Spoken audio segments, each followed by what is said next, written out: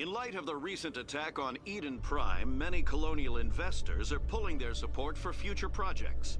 Proponents of expanded human colonization insist that Eden Prime was an isolated case. Nevertheless, colonist enrollment has dropped sharply. Many colonial proposals are on hold until backers have some reassurance that human colonies will be adequately protected.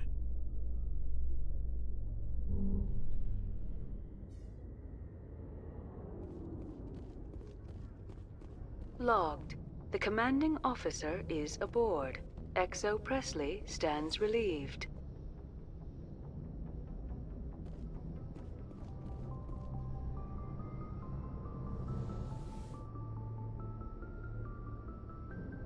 I never properly thanked you for saving me from the Geth, Commander.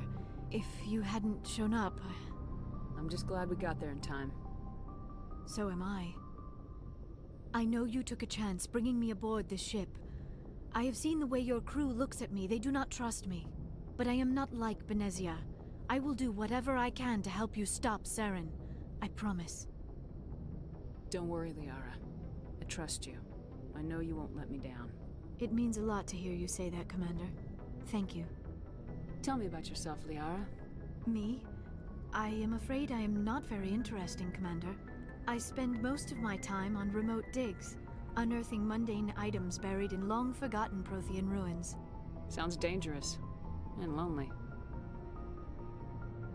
Sometimes I would run afoul of indigenous life forms or stumble across a small band of mercenaries or privateers.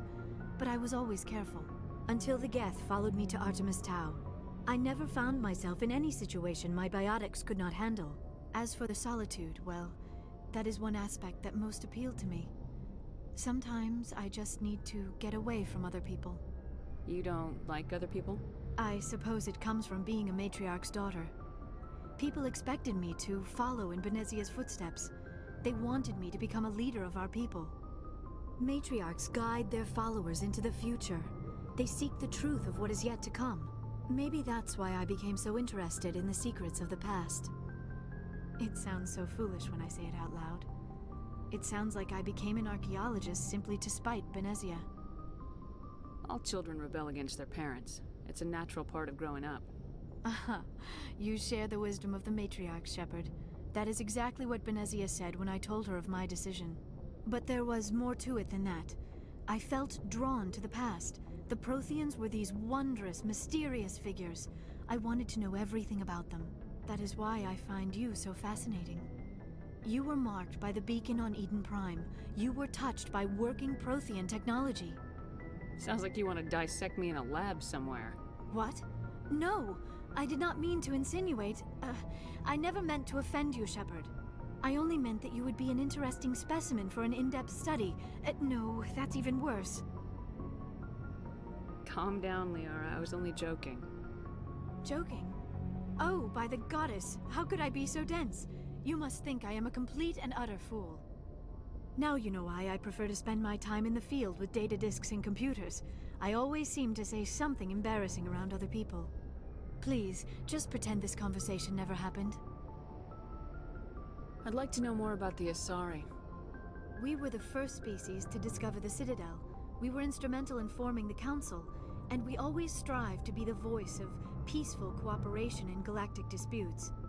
My people believe we are all part of a single galactic community. Each species contributes something to the greater whole. Although we seek to understand other species, it seems few of them seek to understand us.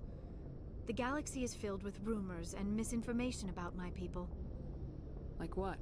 Most of the inaccuracies are centered around our mating rituals. My species is monogendered. Male and female have no real meaning for us. We still require a partner to reproduce. This second parent, however, may be of any species and any gender. I don't understand. Your species can mate with anyone? Mating is not quite the proper term, not as you understand it. Physical contact may or may not be involved, but it is not an essential element of the union. The true connection is mental. Our physiology allows us to meld with other beings. We can touch the very depths of their minds. We explore the genetic memory of their species. We share the most basic elements of their individual and racial identities. We then pass these traits on to our daughters. It is how we learn to grow as a species and how we develop a greater understanding of other races. What happens to your partner after the union? Every relationship is different. Some unions are a single encounter with both parents parting ways afterwards. Others can be more long-term. Sometimes an Asari and her partner will stay together for many decades. You Asari live for 1,000 years. What happens when your partner dies? Few sapient species live as long as my kind.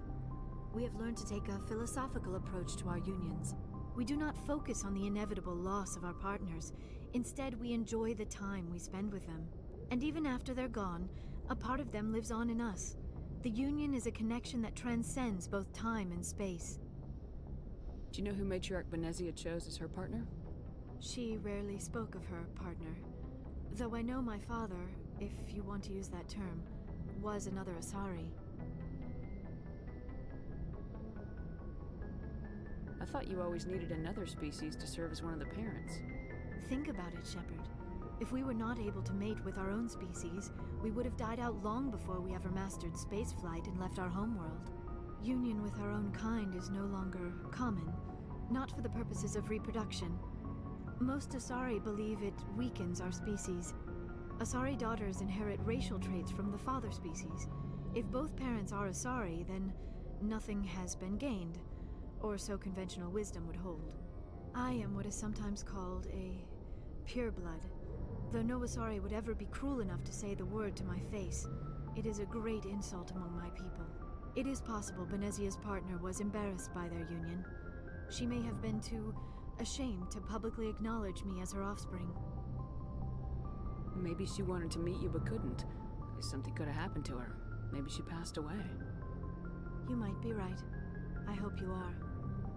But I have no way to know for sure. Benezia never spoke of her partner. Whatever happened, it caused her too much pain to dwell on it. She raised me by herself, though that is not uncommon. Many Asari raise their children alone, particularly if the father species is short-lived. Often the partner will pass on long before the child reaches maturity. Do you know why Benezia joined up with Saren? I don't understand it. She was always outspoken about the need for the Asari to become more involved in shaping galactic events. Maybe she thought allying herself with Saren would somehow be for the greater good in the long run. At least I hope so. This hurts you, doesn't it? None of this makes any sense to me. I have not spoken to Benezia in many years, but I know her, and this was not like her. Something changed. I should go. Goodbye, Shepard. Commander? What's your opinion of the last mission? Not sure I buy Dr. Tassoni's story about her and her mom not talking. They're family, right? I think she's being straight with us. Or at least I don't think she lies very often. Yeah, she's probably really bad at it. Hey, want me to ask her about her sex life? Might be illuminating.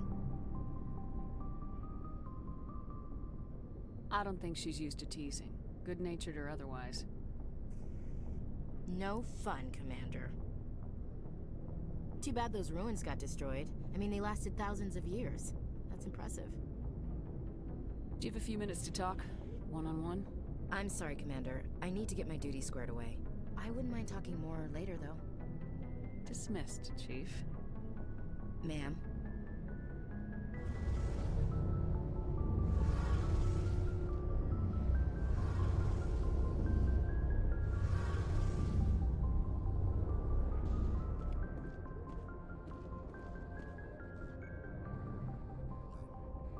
Message coming in. Patching it through. Commander, Miss Al-Jalani's story on you just aired. She shouldn't have ambushed you like that. But you handled it the right way. I've never had to deal with the press before. You shouldn't have to.